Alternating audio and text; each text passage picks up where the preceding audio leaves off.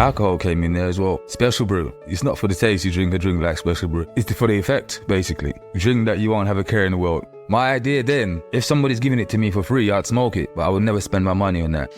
And by now I'm disgusted in myself, friends disgusted in me, mum's heartbroken, prison, the way I'm smoking, drugs, the people I'm moving around with. I am those people.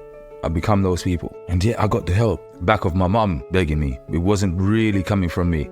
And one night I said that serenity prayer while laying on that prison bunk before I go to sleep, and it freed me. It freed me. In this little 2x4 prison cell, no handle on the inside of the door, but I felt like a free man.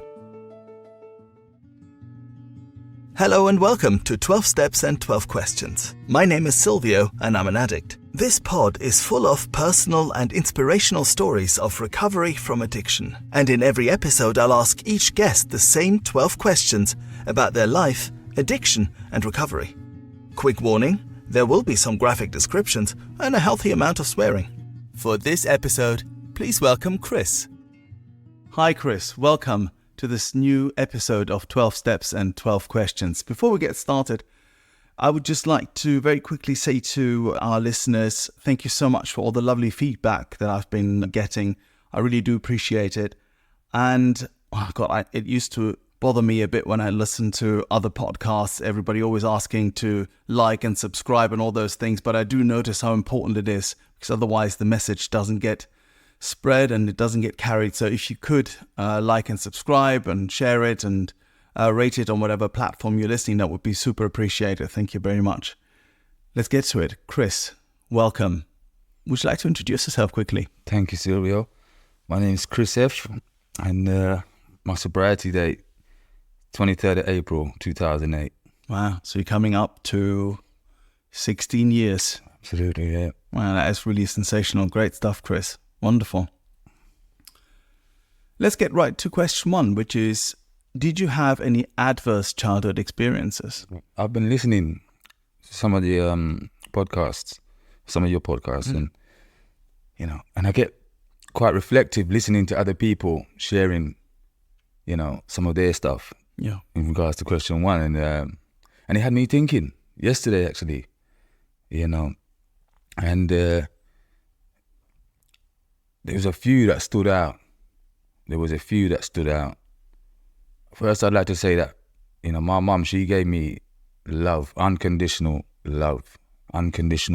She had a life-threatening accident way before having me, when she was a young schoolgirl, and so it left her partially sighted. So she didn't go to school and get education and stuff like that. But I'm still very proud of her. She worked, she's still very independent.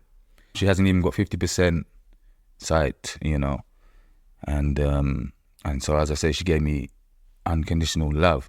However, she was my role model. I grew up without a dad, and a lot of her friends and their children, it's almost like she treated them as family.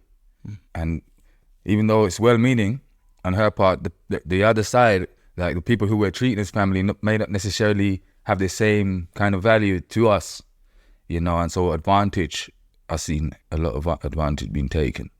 And then two brothers in particularly, one of them actually, would come into, would take money, take my money and clothing, like in my mum's house, and so they, and my mum's still very much that way now. She still takes everyone as family. She hasn't got, she's just so loving.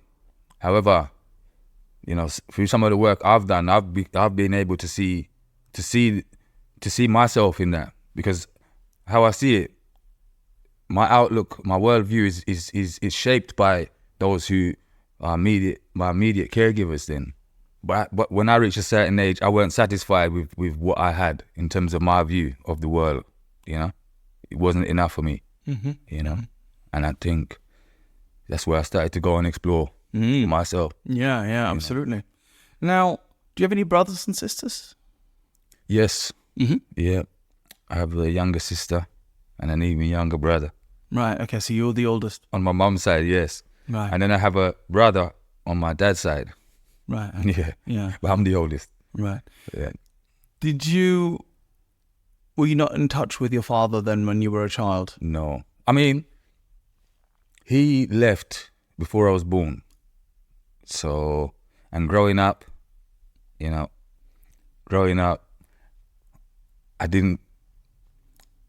my mum took him to court actually for, what do you call it now? Child support. And every month I'd receive a check, small check, and every now and then I'd go to see him as well. We'd go to where he lived to see him. But there was never, I never felt any father and son relationship, Would you say that you grew up without a father or I would father say figure? I grew up without a father, yeah. And father figure, was there anybody else? Any other males? There was, yeah. One in particular, when I was very young, he was very playful. Throw me up in the air and I just laughed and all that. But, they weren't together for too long, And also growing up, it's just not the same having a male figure there that's not your dad. Especially when you're growing up with your mum telling you your dad's good for nothing, he's useless, he's worthless. This is ideas I'm inheriting from her, sorry. It's interesting, isn't it?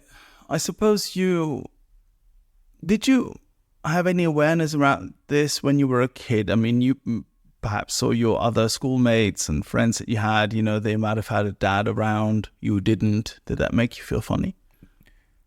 Yeah, it did. It did affect me, yeah. In terms of I couldn't really join, dad conversations, what I did with my dad or, where my dad took me. I didn't have any content for that. Yeah. So, interesting. So maybe you felt a bit different there. Okay. Did you like going to school? Yeah, I did. Aside from when I got a horrible haircut from my mum's then partner, who's my younger and sister and brother's dad. Yeah. Okay, cool. I'm just trying to get, the reason why I'm asking is I'm just trying to get a little picture of you and what it was like when you were a kid, So here you are, you grew up without a dad that has some difficulties, and your mother has difficulties in terms of not being able to see or not being able to see properly. Yeah. And so I'd imagine that also threw up quite a few difficulties for you. Yeah. Children, we can be very mean to each other, saying horrible stuff. Yeah. Cussing each other. Yeah, And so I received a lot of that from peers. Your mum this, your mum that. Yeah. Making fun. And it's either you grow some thick skin and learn to give back, or you're just going to crumble, And I was the former. Right, you grew a thick skin. Yeah. Okay. Right. Yeah. And so question 2 is, what did the fun times look like? The times when you got hooked. So obviously at some point into this life of yours, so you say that one, you grew up without a dad, there was some difficulties also sometimes with the way your mom treated other people around that made you feel a bit weird, maybe, as you said, and a bit left out. You felt a bit less than maybe at some times because you didn't have a dad. And at some point, and you grew a thick skin, as you said to yourself. So at some point, drugs or alcohol got introduced into this. What did that look like? The fun times? Well, weed played a huge part early on, because these two brothers I mentioned earlier, there was maybe 5 years older than me, 5 years the younger one, and then and as I say, I look to them as older brothers type roles in my life, and yeah, I would smoke weed with them, and then eventually came to sell weed for them at secondary school. Yeah. How old were you then? So this was maybe 14, 15, yeah, and sometimes I look at the weed, I look back at the weed, and I wouldn't have bought that weed myself if it was being sold to me. Stems and seeds, you know. But yeah, it's just go to school and smoke weed, Yeah. you know. And the smoking, was that problematic from the beginning? Did you sort of, because I was a full-blown stoner for a good 5 or 6 years between the ages of 15 and 20. Yeah. And that, okay. Weed, hash, bongs, you know, all sorts, buckets, whatever. And even though weed never really was actually, in hindsight, my quote-unquote drug of choice, which is stimulant. I still used it every single day. I say this time and again, it made me numb and dumb. Yeah, that was the result of it. And I, at that time, clearly it seemed to do something for me. Was it similar for you, or were you a casual smoker? As you're asking the question, I'm thinking back, and the first time I can remember smoking weed was I was in secondary school. It was after school, and a friend of mine, her parents were away, and so a bunch of us went back to her house, and we sourced this weed. Can't remember where we sourced it from. Managed to roll up some spliff, you know, smoking in the back garden, and I was just laughing, just not a care in the world, you know. Growing up, you know, mum being made fun of, not having any dad, and you know, it didn't matter. Nothing mattered to me, you know. And so with that, it's like, I'm gonna continue doing this thing, you know. I'm gonna continue doing, and it did get problematic, you know. Breakfast, lunch, and dinner. Yeah. Right. So you'd be stoned all day, basically. Yeah. Right. Okay. How long did that go on for then? Man, I mean, that was in my mid-teens, and then alcohol came in there as well. Special brew. It wasn't for the taste. It's not for the taste. You drink a drink like Special Brew. Tell us about Special Brew. I'm not familiar with it, so it doesn't sound so special. Is it? No. It's in a gold can. It's in a gold can, you know, and it's lager, strong lager, super strength, and it's for the effect, basically. It's for the effect. It just, you know, you drink that, you won't have a care in the world. Yeah. Right. So it worked. It worked. I can remember buying one, like late teens, coming out of the shop by myself, and I bumped into a local guy named Pablo. We used to call him. He sells cars, guns, weed. Bumped into me, saw me coming out of the shop with this Special Brew, and he said, "You know what that is? You know what that's boredom that is, you know." I don't remember my response, or if I gave a response, but yeah, it stuck with you. Yeah. Yeah. Okay, so here you are. You. It sounds like you were having a good time though, so it wasn't immediately problematic. You had a good times first. Yeah, I would say so. Yeah, you know, still living at mum's at that young age. You know, no consequences yet. No. Really, okay. You know, everything's being provided. Yeah. How did that sort of, even before we go to the place where it becomes really problematic, how did that progress, or did it just stay there for a while? So if I look at, as I said, you know, for me, while I was smoking in my mid-teens, 16, 17, 18, it kind of just stayed the same. Nothing much happened, right? It plateaued, right? There was no massive progression there. What about you? Was it the same for you, or did it progress pretty quickly into something else? I think it stayed, well, until my late teens, it stayed pretty much the same. However, you know, I'd bunk off a lot from school and go to a place. One of my peers, his older brother, girlfriend's house, somewhere in Hackney.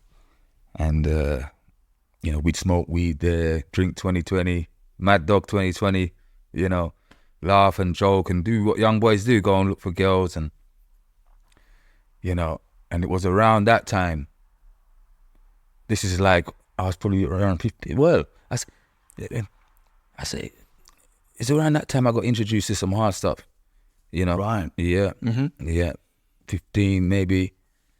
However, I didn't see, like, I could tell you the story. I was in a house in Clapton, right? my friend's older brother's girlfriend's house, and this particular day they were, I don't want to name them, but he and his girlfriend were in the kitchen, you know, and me and my friends were in the living room, and the kitchen was attached to the living room, but this particular time they was acting kind of shifty, you know, kitchen door closed, they weren't sort of engaging with us, and we wanted to know what was going on in there, you know, so we started pestering him, and he came out and handed us a spliff, you know, and so we lit this spliff, passed it round, sweet taste to it, but no kind of wow factor to me. Like, I didn't want to join him in the kitchen, you know, because by now I'm willing to weed and alcohol. But this guy, anytime he would go to buy some, he would take me with him, you know. And when I saw him hit that pipe for the first time, the can, actually, he'd give me something to put in the spliff. But when I saw him and how it affected him, you know, it's just me and him in this lift, basically. And he's holding me in the change, eyes open wide, sweating, looks at me and says, shh, listen. You know, and I'm there looking at him thinking, I'm never going to do that, you know.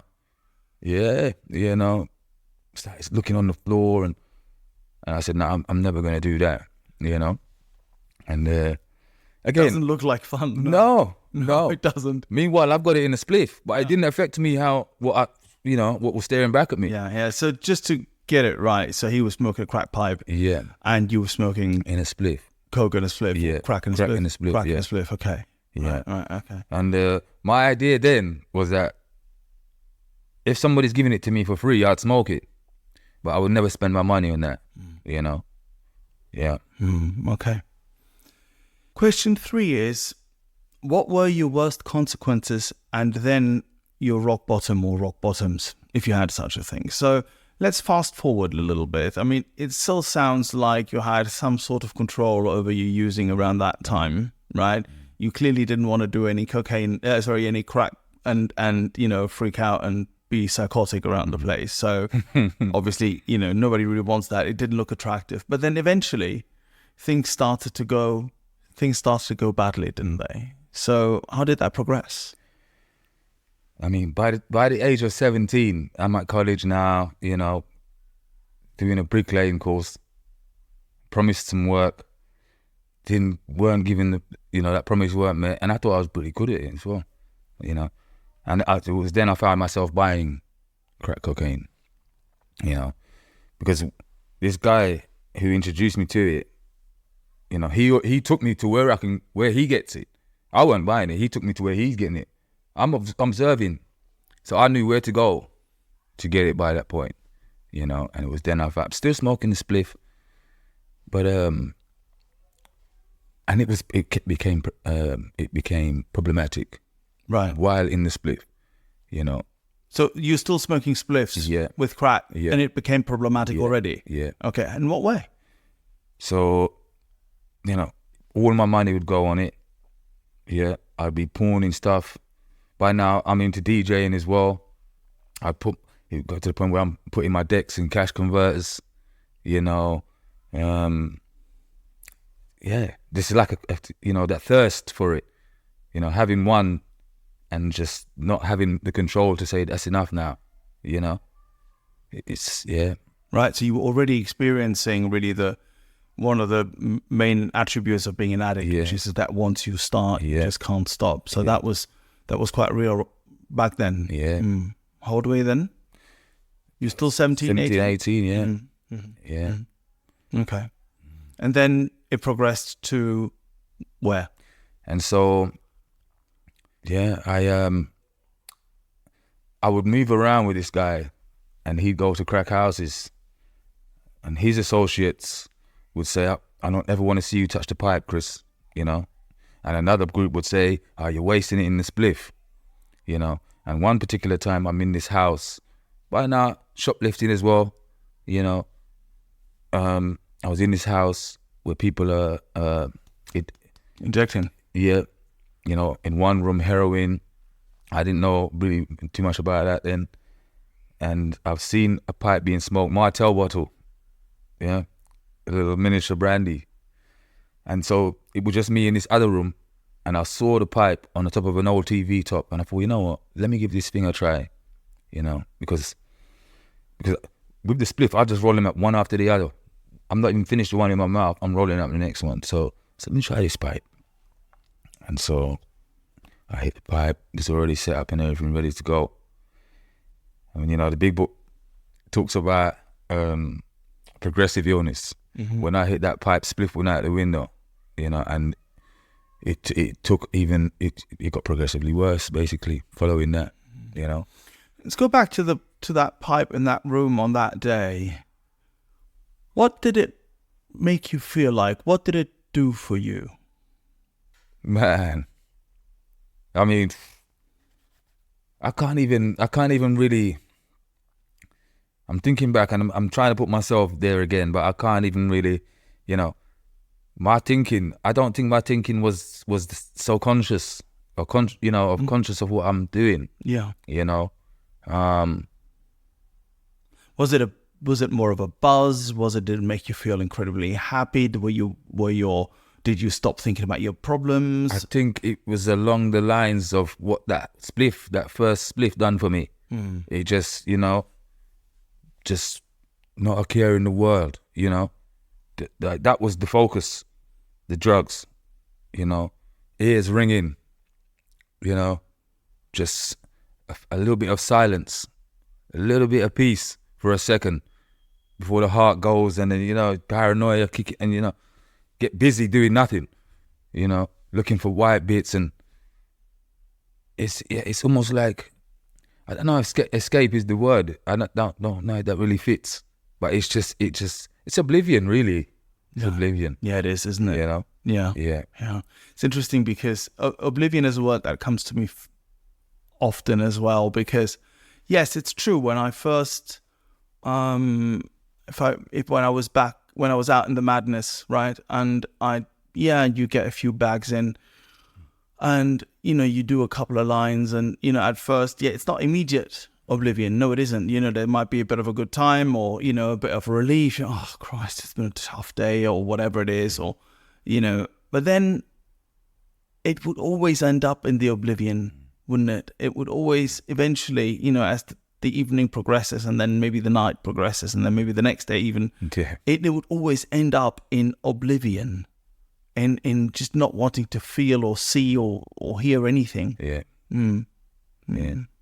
So from that pipe onwards, that very first one, did that immediately become your go-to then? You stopped smoking spliffs and you were just on the pipe? Spliff, long. Yeah, spliff. You get more of a hit with the pipe, you know. A friend of mine likes to call it a conch. He's sober as well. Right. Yeah, almost as long as me. The conch. Yeah. What's the word mean? I don't know that one. The conch. It's I think it's synonymous with oblivion. Right. Okay. Yeah. Like being conked out. Just Okay, I get it. Yeah. And so did you go into straight full-blown crack addiction right away? Or did it take a little bit of time? I think I was more or less there. Yeah. And with the pipe, it just a whole nother progression. You know. Tell us a bit about the progression then. So how many pipes would it stay the same, or would you sort of use more and more pipes then?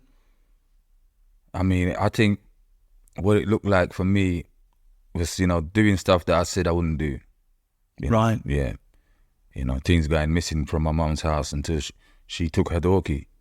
You know, being around people that had been in that life a lot longer than me, and seeing how what they were doing to fund. Because, you know, the last job I had, they eventually asked me to leave because I was just turning up anytime I wanted. That's when I was on the spliff. Just turning up anytime I wanted to. You know, I weren't enjoying the job. It wasn't a job that I chose.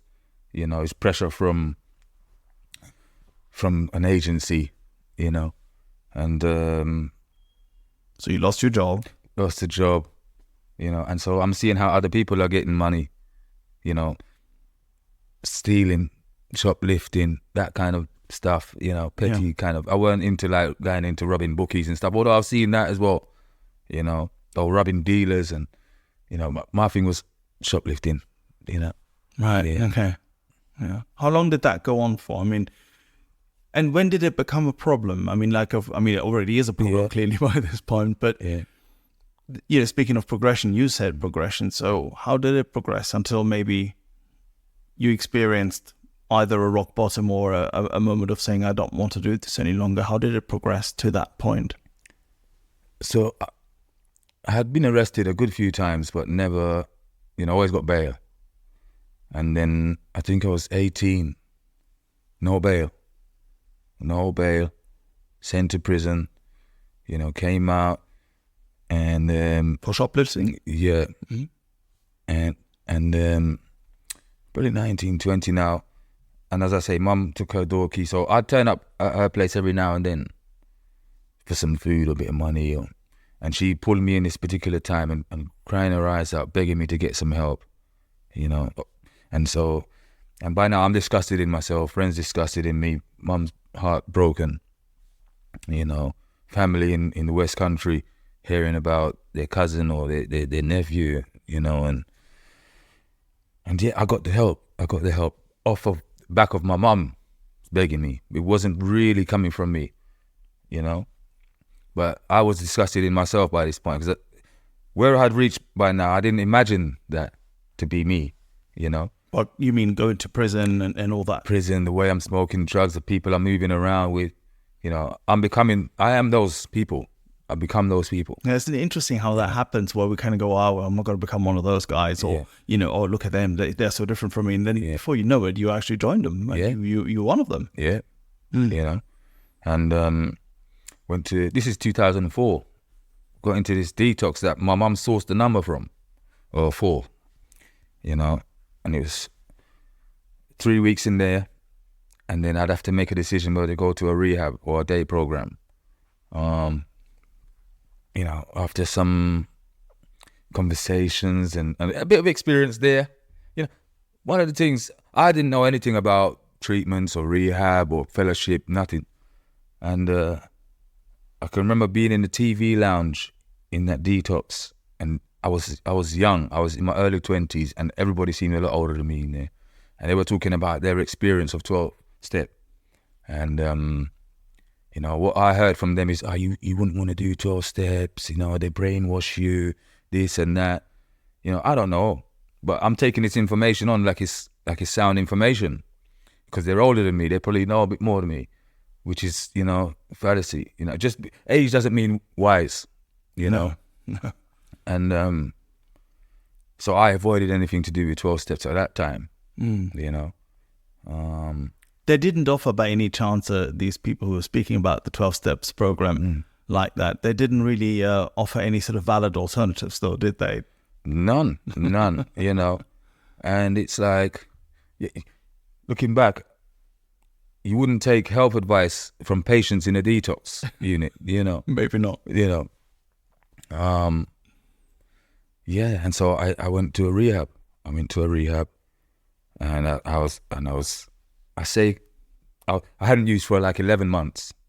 Got back into DJing, a friend of mine was doing a bouncer job over in Tottenham Court Road, and he was telling me about the club, and I'm like, I'm trying to get in there now, and this particular time was his birthday. By the way, I started going to college doing a sound engineering course, but I couldn't share with my peers where I'm coming from, just coming out of rehab in a stage 3. I didn't want to share that with them. It was suggested that I try meetings, weren't engaging with that. And so I couldn't share how we can share with one another. And there's understanding there, you relate to one another. Trying to do it by yourself, really. Yeah, oh, gosh. And I knew I had a problem with drugs, but I didn't see myself having a problem with drink. Guinness, especially, because it's got iron in it. It makes you strong, It's organic, yeah.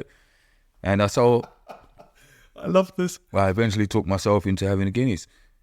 And while I was at that club there, it was his birthday actually, and he was encouraging me, and I went for Guinness.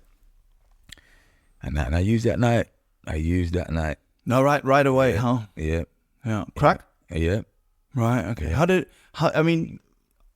So after, 11 months you said, right? So you're out there, you're having a Guinness because it's healthy. Yeah, just to unwind, organic. Yeah. Yeah, I hear you. Because you're also doing this recovery thing by yourself, which is almost impossible, really. And then you use right away. I mean, how did you feel the next day? Did you go straight back in, or were you full of remorse and stuff? Boy. I had been out of the game for 11 months. And so I got swindled as well. Even though I did get to smoke something. But where I'd been selling weed in college, same behavior I was doing in secondary school, nothing really had changed mentally. Physically, I'd put on some weight. They feed you well in rehab, We're engaging with their program or any 12-step fellowship. And I had money to use. So I went back to Sydenham where I had all the money stashed from the weed selling. And then I brought myself down to Wood Green, and I smoked and I smoked. King of the Hill for a little while, sending people to go and get the, and it's just, I knew I'm on a downward spiral. It just, right back there. We have a saying that, using this, like when you burn a candle, the candle burns down, you blow the candle out. You blow it out at that point, it doesn't grow back taller, it starts, you light it again, it starts back from where you last blew it out. Yeah. It's my experience too. Yeah. Okay. And so you were back in the madness. Back. And then eventually, I'm imagining it progressed so badly that you came into the rooms. So what did that look like? Yeah. If you're enjoying this podcast and would like other addicts and alcoholics to hear it, then please make the pesky AIs and algorithms work their 12th step. Hit like and subscribe. That stage 3 house that I was in, attached to the rehab, turned it into a crack house. My flatmate, unbeknownst to me, was smoking heroin, and he introduced me to heroin, and that's, again, man, it's, by 2007, I knew I had a problem, and I got myself into a relationship, still trying to do it by myself, got myself into a relationship with a good girl, got back on pirate radio station. I kind of pulled myself back together. Yeah. And I thought, this is it now. This is what's going to keep me sober. I still think I know what it is that I need to do in order to be sober and live. And I was playing out at a club in Manor House on Boxing Day, 2007 actually. And I'm playing, going back to back with a friend of mine. He doesn't have a problem with drink. And so my thinking is, if I'm with him and I have a drink, I should be all right. We done our set, had some drink, Foster's Ice, can still remember it, very creamy taste. That was anyway, we done our set, had fun. He went home, I went to work, I knew I could score, Yeah. And that went on until the 1st of April, 2008, Right.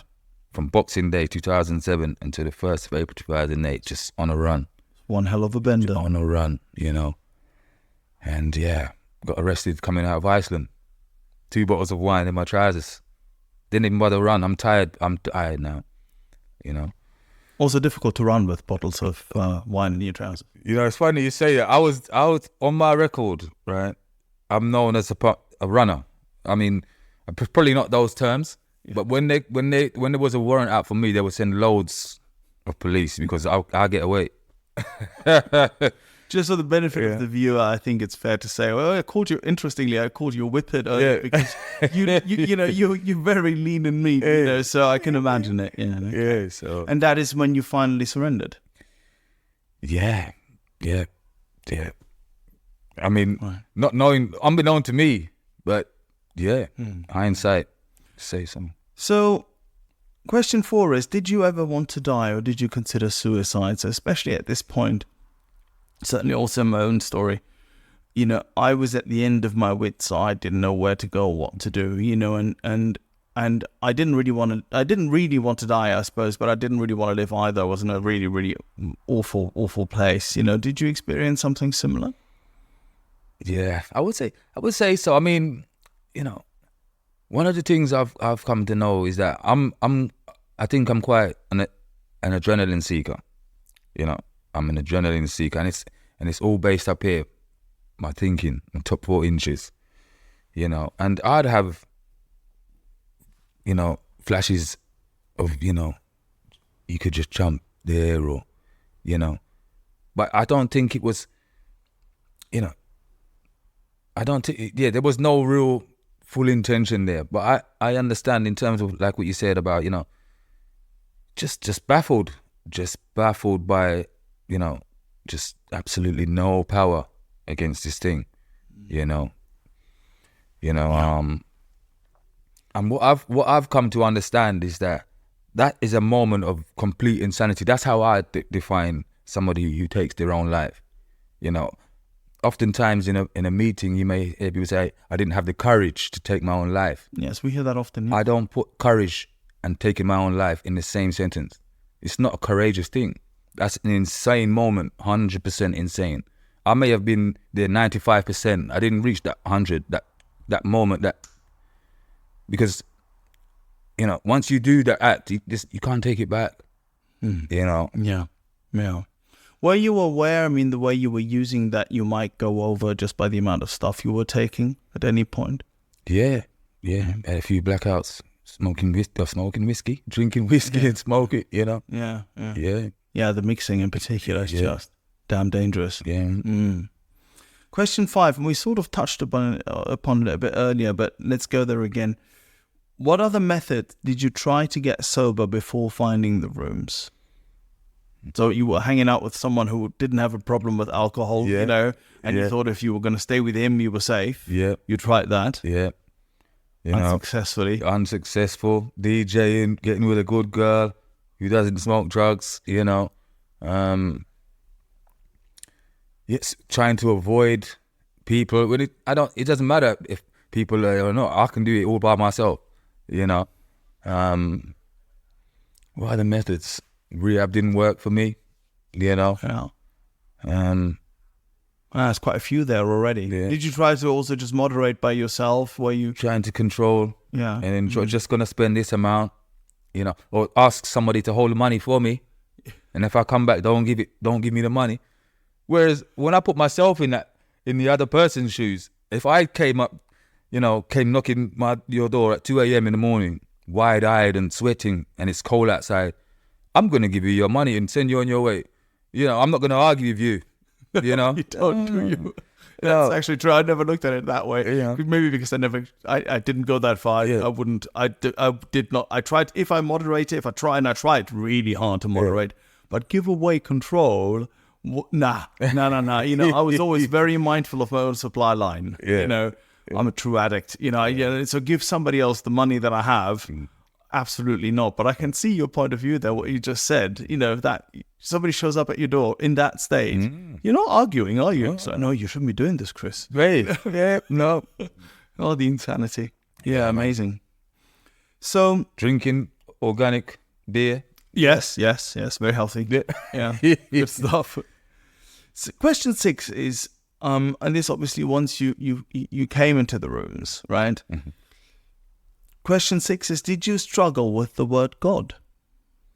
So it's now 2008, and I was first taken to a meeting in 2004 while I was in the rehab, and I didn't hear anything that I could relate to. I didn't see anything that I could relate to. Nobody looked like me, and which I come to know now. Sorry, in terms of the way you dressed, in terms of color, in terms of the way you speak, provenance, and that sort of thing? Yeah, the way I look, ethnicity. Right. Yeah. Yes. And, I heard stuff that there was stuff that I could relate to, but I only heard things that I didn't do yet, which I come to know now is that's the sickness in me, because addiction doesn't discriminate. We do as people. Addiction doesn't discriminate because he's from this part of the world or she's got this amount of money. No, because this person's got that occupation, I won't trouble that. It's an equal opportunity ass kicker, And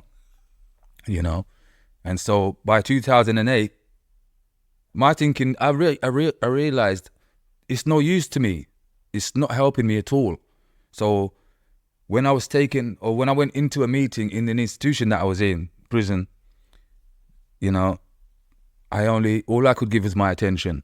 There was no more prejudice in me, no more ideas, So the word God didn't scare you away or anything. I probably didn't even hear it, you know. I'm seeing people talking my language, being that they was in the crack house smoking heroin and, you know, robberies and paranoia and, you know,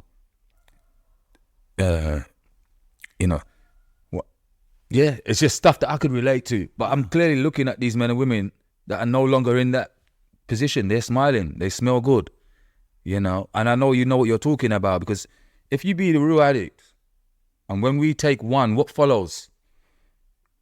If you're honest about that, and you're listening with an honest ear, you're gonna relate. You're gonna relate, man. For sure. And you're so right when you say, love that, equal opportunity ass kicker? Yeah. It really doesn't matter where you come from. Absolutely not. And or how much money you have or how little money you have. If you're green, black, white, yellow, you know, if you love men, women, both, whatever, doesn't matter at all. But you are also so right about that bit of recognition, you know, that we, as we always call it, you know, when somebody says, you know, well, all I did was, you know, I took a couple of lines or I went for a few beers or whatever it is, and then carnage follows every single time without fail. And it doesn't matter who you look at and what they're like, you know, if they are talking that language, you have that instant recognition. Yeah, absolutely. And so you got that in those meetings. Yep. Yeah, great. In an institution. Yeah, you know. Yeah, which of course just highlights how important it is to do H&I service. Yeah, man. Yeah, Man, I spent 10 years in there. 10 years of H&I. Wow, that's amazing. Yeah, man, it means a lot to me. Yeah. But for the listeners who don't know, H&I stands for hospitals and institutions. And that is the meetings that, well, as the name suggests, are being taken in those places, you know, for the benefit of those people who can't just go out and look for their own meetings. Yeah. Patients and inmates and you know, and to me, it's sort of like the service work that we don't see. It's not in front of everybody. That's, you know, when you look at the big book, AA number 3, they found him in a hospital, you know. Yeah. Some misgivings, the doctor said, yep, go on, go and show your story, because they've witnessed what was happening, you know. And so that's before there was meetings, just general meetings. They would go into hospitals and institutions and look for people like us. Yeah. You know. And so it was only right that, you know, it just felt natural. And the guy who was coming in, bringing speakers in, he was also coming in to the other institution, the rehab, 4 years previously. But I weren't open to that at all. You know, I'm in rehab, I'll be all right. I didn't even investigate a little bit of what it was about, you know. And so he took me under his wing, you know, helped me, gave me a book, just giving me a whole book. You know, he'd come in and I'd hug him. Jeff, I know he wouldn't mind, you know, and hug him, and he'd leave the scent of musk on me. That was his fragrance, you know, when they leave. And they was happy to come into this prison and carry this message and leave. And they weren't getting paid for it, money, you know. They was taking it at their own time to hopefully, you know, maybe they could help someone. Yeah. You know. Service. Beautiful. Yeah, man. So even though you didn't struggle with the word God, then clearly in the beginning, as you said, you didn't even hear it. They might have said it, but you weren't even listening. You weren't even there quite yet, you know. But you didn't struggle with it. Our question 7 is how do you experience your higher power today? Or is there any God moments that you'd like to share, maybe? Man, I would like to say that while in that institution, you know, giving the serenity prayer at the end of meetings, you know, that was a new thing to me. And one night I said that serenity prayer while laying on that prison bunk before I go to sleep, and it freed me. It freed me, you know, in this little 2x4 prison cell, no handle on the inside of the door, but I felt like a free man for as long as I could remember, you know. And so there's a good moment right there, you know. Certainly, yeah. You know. Fascinating. Let's just quickly go back to this. So was it a regular day in prison, or was that just a meeting that had been held or something like that? How did this moment come about? Or don't you just remember much about it? You just said the prayer and there you were. Yeah. I mean, I was on a script at the time, methadone script, wanting to get off of it now. you know, because I'm reading pamphlets, you know, all other mind-altering substances. I had time to read literature while I was there, you know, and I didn't want to be dependent on anything. Standing up at the queue, where the hatches to get with other inmates to get medications and stuff.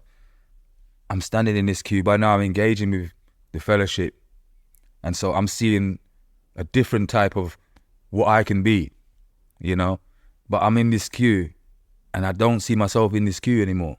I don't see myself, I don't belong in this queue. I want off of this, you know. And that's my mind changing, you know.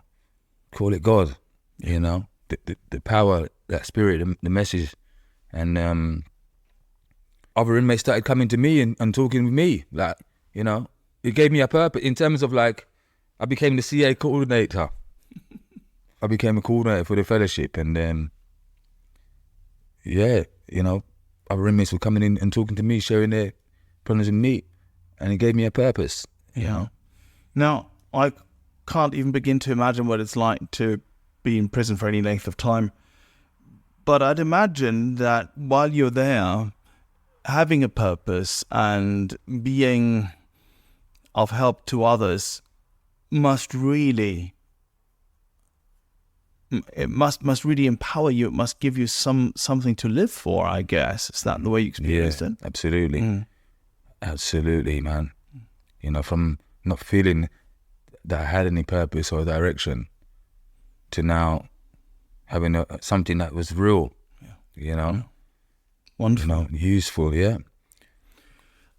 Our question 9 is, which parts of the steps were the most difficult for you? So when you did the steps, had you left prison or were you still inside? That's an interesting one because, as I say, I had time to read literature. I used that time wisely, spent it wisely. And I think for me, 1, 2, and 3 was done without formally going through the big book, you know.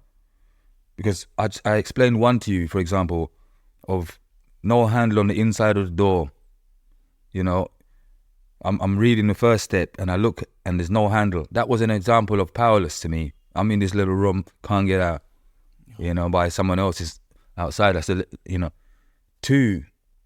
step 2, the people that was carrying that message, they were hope for me. They were power greater than me because they were coming from where I'm at, but yet you're not there anymore. I can see that, you know, I'm bearing witness to that.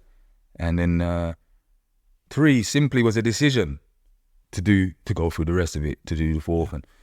But looking at a 4th step, as simple as it is and laid out on the back of a pamphlet, I don't have a clue of what a searching and fearless moral inventory is, you know, so I needed someone to show me that, just like somebody showed me how to make a pipe, how to run the heroin. It's a fair comparison, you know. And so which step was most difficult? Yeah, or which part of the steps maybe? It doesn't have to be one particular one, but which part of it maybe? I can't really say that I experienced difficulty with it. I cannot really say that I did, you know. I mean, I remember, I say that, but actually, I remember writing out my 4th step, at least giving it at least half an hour a day and going to meetings and hearing people, you know, say, oh, it's this and it's that and oh, it's painful and blah, blah, blah. But it's just me and the paper writing stuff that's going through my head, basically, has been going through my head. I'm putting it out on paper. And I've seen people before me sharing about it that how can I say, what they have is attracted to me, how they are. You know, they seem fine. And they seem, how can I say, they can talk about themselves in an objective way, in a way that there's no shame. They're happy to, it's open, you know. And part of that process, be their sons to their mothers, fathers to their children, mothers to, you know, I'm going to do this thing. And so I read mine, no problem, you know, digging up. For that is. Yeah. I wasn't scared of that. Where the fear came for me was sitting down with my sponsor at the time, and I'm going to have to share this stuff with him now. Secrets that I thought I'm going to carry to the grave, when actually I'd have no peace of mind if I think I'm going to carry that stuff to the grave. Because you take the substance away, that's the tip of the iceberg. There's a big body underneath, and that's the inventory we're going to sift through, you know? Yeah. It's going to be no surprise, I suppose. I've made no bones about the fact that I struggle with step 4, mainly really because I didn't want to look at my own part in the making of all this. I was quite comfortable for a while, and then very, very uncomfortable, obviously, because otherwise I wouldn't have come to the rooms, with thinking I was just wronged, or life did me, I was hard done by life, or any of those sort of things, and I hadn't contributed to this in any which way, shape, or form. It was, and so it wasn't the writing down necessarily. That was okay. It was a little bit what you said, is that I knew that once I had it all written down, I would have to look at this. I mean, it was pretty obvious, I was told that this was going to happen. I would, one, have to share it with someone, but also look at how I contributed, right? And I was so unwilling to look at my part, super unwilling. And it is, of course, once I'd done that, though, finally overcome my fear and also knowing that I had to do it, it was the first time that I started experiencing freedom and knowing that the obsession was either lifted or about to be lifted, right? It's just that experience, came after step 4 and 5. So, yeah, powerful stuff. Yeah. Question 9. Which character defects give you most trouble? I'll share this story with you. I was probably 4 or 5 years sober, and I'm working in a hostel, and there's one of my colleagues, a girl, she's leaving. She's handed in her notice, she's got another job. And so 4 of us, me, another guy, and 2 girls, we went to get some food, to say goodbye, and then we went to a bar type club. And I liked this girl who was leaving, and I'm trying to impress her. Anyway, it was time to go, walking her back to the car down a high street, and I saw a friend of mine, he's a DJ, but I met him on the circuit, and he's got 2 police officers, and his back's against the wall. He's got 2 police officers questioning him, and so I looked at him and said, "Yo, what's going on?" And he looked at me, right, and then he looked away, didn't give any response, and that was like a knife in me. Oh, it's embarrassing. I'm trying to impress this girl, and so anyway, walked to the car, everything. So weeks have gone by, and I've got this thing replaying in my head, that situation there, and I've told people, it still won't leave me. I said, give it time, it will leave. I've prayed about it, it won't go. So I needed to back to basics, pen, paper. What's the cause? Name. Okay, put his name. Cause. No justification, just great bullet point. It affects, what it affects? My self-esteem, what I think of myself, pride, what I think others think of me, And, okay, that's the easy part. So, where's my mistake? Thinking about myself, selfishness, yeah?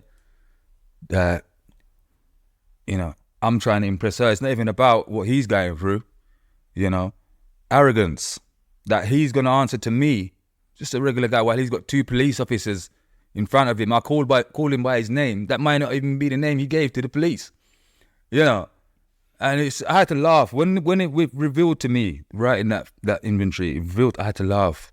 Wow, Chris, man, And so I shared it with others, and it's laughable, but that kept me up. That disturbed my sleep. Yeah. Arrogance, selfishness, I mean, it's symbolic, really, isn't it, in many ways? Yeah. I mean, it's not going to be a surprise to anyone that pride is definitely my toughest character defect. So I can very much relate to this. You also think about the poor guy, obviously, he's being arrested and some dude is sort of yelling from across the street, "Hey man, how's it going? Well, what's it look like?" Oh dear. All right. Okay, brilliant. Thank you. Question 10, what's the best thing recovery has given you? Whoa. it's difficult to put into words, It's difficult to put into words because, as we talked earlier, like, it's just unimaginable, what those steps have done for me. Peace of mind, a way of living that I didn't know was available, attainable, relationship with a higher power, with my God, with my mum, it's renewed, it's different, because I'm not the same, my sister, my younger sister, my nieces, she's had 2 children, my younger brother, it's brought connection. Like, early on in my journey, I hadn't seen my dad for maybe a few decades now, and I was going to meetings, sharing it, and a friend of mine suggested, why don't you try to go to the town hall? You might be able to find him that way. And I wasn't interested. But I went to where his parents had a house in northwest London, and could not remember the door number. We had 2 dogs, Rico and Benji. We used to take them to the local park. So I thought, let me walk to the park. Maybe I might bump into them. Nothing. And so one particular day, I'm working in Camden Town at the time, and I went in this particular morning to let a pest control guy in. Volunteered myself out of the team. It's very early, and I thought, let me go and get a coffee while he's doing his thing. And so I'm walking down towards Mornington Crescent, and I thought, actually, it was summertime. So I thought, that's not a great place to go. It's going to be busy, traffic. Let me go and sit up by the lock. So I've turned around, walked up towards the lock. As I got to the bridge, there's an independent coffee shop to my right, Pull the door, wouldn't open. Opposite was Starbucks. I thought, settle for Starbucks then. Coffee, croissant, sitting down. Other coffee providers and coffee shops are available. Yeah. Yeah. And so I saw a man cycle over a bridge. And as he's passing me, I stopped him. I said, oi. And he looked at me. He said, Michael. I said, no, Michael, it's Chris. He said, Chris. And we embraced each other. And that was my uncle. I hadn't seen him for a few decades either, my dad's brother. And he's there telling me about my dad. I'm telling him I was trying to look for you guys, tears flowing down his face. And he said he didn't usually take that route to work. He was on some training that morning. He had to get going, swap numbers. And as he left, tears started flowing down my face. I weren't looking for him. I was looking for him, but not that at that moment, you see. And God moment, And that the end of that week, I called him, he sent me the address, and I went to the house. He took me to my dad's house, basically. This is just a God moment, Yeah. And so you saw your dad for the first time. for the first time in a few decades, yeah, man. And prior to that, prior to the 4th and 5th step, I only had anger in me for that man. But what I came to see the truth, and that anger didn't belong to me. I inherited that. And it's okay for parents to be angry at one another. What I've come to know, but leave the children out of it. They're innocent, it's not to do with them. On my 4th step, I read that he left me. He didn't leave me. Him and my parents, and him and my mother separated. I'm just, caught in that. But he didn't leave me, And great story. Question 11, what would you say to a newcomer or someone wondering if they're an addict? So I often base it off of my journey. I mean, I was 26 years old when I got sober, 23rd of April 2008. I didn't choose that date, so I can't say it was a conscious thing, I was at the end of my tether, window of opportunity. What I did is read literature. I went to meetings, and the literature is very helpful. It's even the little pamphlets, the little colourful pamphlets that seem like just bits of paper over there, they're very helpful, really good information, I recognize that I had to put Chris aside because in terms of my thinking, because you're not helping me. I'll get back with you, Chris, but right now I'm on this errand here, to a newcomer, what the fellowship done for me, what going to meetings done for me, and speaking with people who've gone before me, it answered questions. It's very simple direction. I know I had a problem. It's very simple direction. Find someone to help you with the steps and take up some service. Yeah. What I say to newcomers sometimes, sit down and have a listen. There's no need to speak. You're not obliged to speak. When I was new, I didn't speak from probably my first 60 days during the meeting. I spoke with servicemen and women before the meeting and after the meeting, but during the meeting, I've got nothing to give apart from my attention, because I was baffled, And so when I see, and this is just my opinion or my experience even as well, when I see newcomers come in and they've got so much to say, a lot of ideas still, I don't know about that really, but I'm basing it off of my experience. I didn't have lots to give then, apart from my attention, as I say, because I don't know about this recovery thing, Yeah. Yeah, so if somebody's wondering, I would tell them, come into the meeting, speak with some people before, sit down. You're not obliged to speak. Have a listen. And if you have any questions, speak to, one of the people that are doing the service. Speak with a few of them, Ask some questions, read some literature, and there's plenty of answers here. There's plenty of answers if you have questions. If you don't have any questions, then... Brilliant. So, last question 12, which is, what do you want your higher power to say to you, quote unquote, at the pearly gates? Well,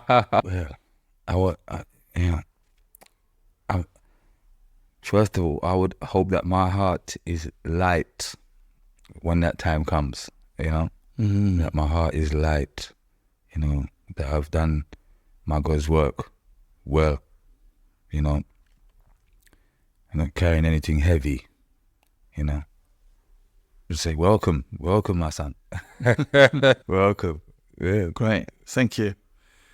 Chris, you've done a marvelous job coming over and sharing your experience, your strength, your hope, and I'd like to thank you particularly for being so honest and so courageous and sharing a message today. Thank you so much. Thank you. Great stuff. We're still rolling. All right. Wonderful. Do you feel like you've said everything you wanted to say, anything you left out, or did you leave it all on the field? I think, there's plenty more. I mean, in terms of good moments, there's more. There's more. Like being with family, for example, both my grandmas have passed away since being sober, and I've been able to be with my family, weep with my family, be there and experience that. And it's a healthy way to see someone off, because I've heard stories, people not being able to turn up because of their using or being at the place using and not really there. Yeah. And my younger sister and brother would be there, and they're probably looking at the brother and, as well as me, and weed being offered, drink being, I'm not just being amongst my family. I was maybe 5 or 6 months sober when someone who was very dear to my heart, a friend, passed away at quite an early age, not of this illness. And similarly, I was able to, with the help of the tools and sponsoring and all the rest of it, but just react like anybody else would. I was upset, I was very sad, I cried, I reached out for help, but I've also been able to do the right thing, be there for, his mother and for those affected, and not just sort of make it all about me and my pain and all of that, and that I would have never been able to do that without recovery at all, so I can really relate to that. It's very similar. Beautiful. Thanks again. Thank you, man. We've come to the end of this episode. Thank you for listening. If you've enjoyed it and would like other addicts and alcoholics to hear it, then please make the pesky AIs and algorithms work their 12th step. Hit like and subscribe. While this pod is based on the 12-Step Recovery Program, it's not officially affiliated with any 12-Step fellowship. 12 Steps and 12 Questions is not substance or behavior specific, it's fully self-supporting and not for profit. And you know this next bit. It's not allied with any sect, denomination, politics, organization or institution. It does not wish to engage in any controversy, and it neither endorses nor opposes any causes.